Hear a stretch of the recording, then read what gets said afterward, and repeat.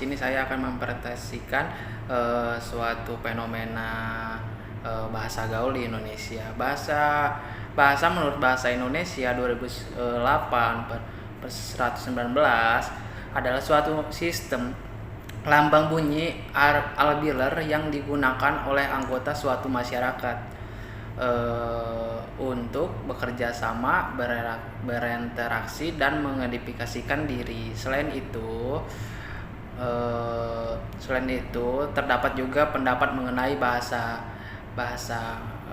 menurut Wibowo 2003 turut mengutarakan pengertian bahasa adalah suatu sarana perhubungan rohani yang amat penting dalam hidup bersama. Di Indonesia saat ini banyak menggunakan bahasa asing atau bahasa gaul dalam bahasa sehari-hari. Banyak yang menggunakan bahasa gaul dalam bahasa sehari-hari menghilangkan penggunaan bahasa Indonesia, melainkan makna dan penggunaan bahasa Indonesia yang baik dan sopan dan santun dalam kehidupan sehari-hari menjadi kabur saat ini. Kebanyakan kalangan remaja yang menggunakan bahasa gaul dalam bahasa sehari-hari para remaja ini tuh mulai menciptakan bahasa gaul digunakan ke dalam kalangan mereka. Para remaja ini membuat bahasa Indonesia menjadi gaul dan cara mempelesetkan bahasa Indonesia juga ya kabut. Seperti bahasa gaul yang sendiri sudah ada sejak lama, namun penyebutan istilah bahasanya yang berbeda. Dahulu bahasa gaul lebih dikenal sebagai bahasa prokem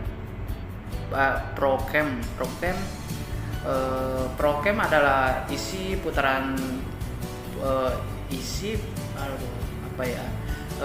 bahasa prokem ini populer di sekitar tahun 1980-an.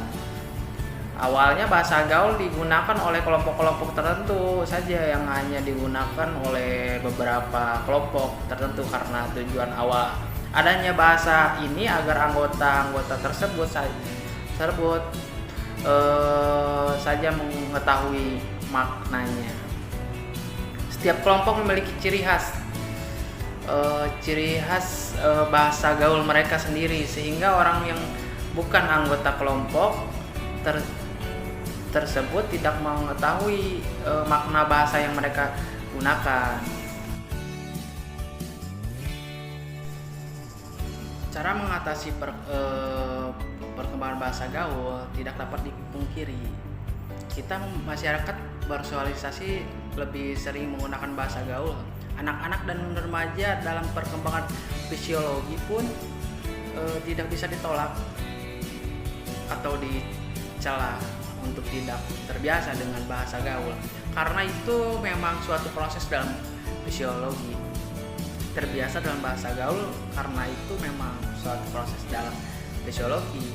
Dalam kata lain, penggunaan bahasa gaul ini tidak bisa kita hilangkan atau cegah perkembangannya. Yang dapat kita lakukan yaitu memberi pengertian yang lebih mendalam dan pentingnya bahasa yang baik dan benar.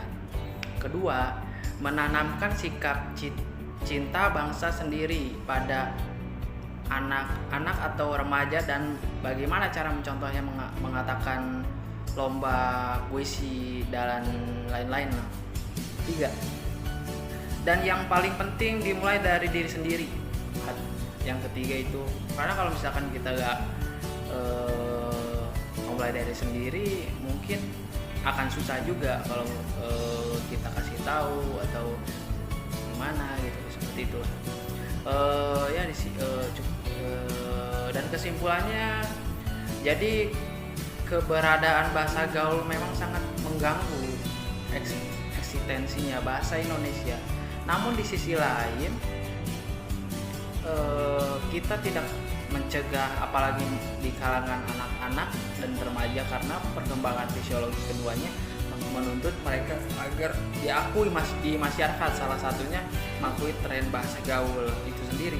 Oleh karena itu, perkembangan bahasa gaul tidak dapat dicegah, tapi dapat diminimalisir jika kembali meningkatkan bahasa Indonesia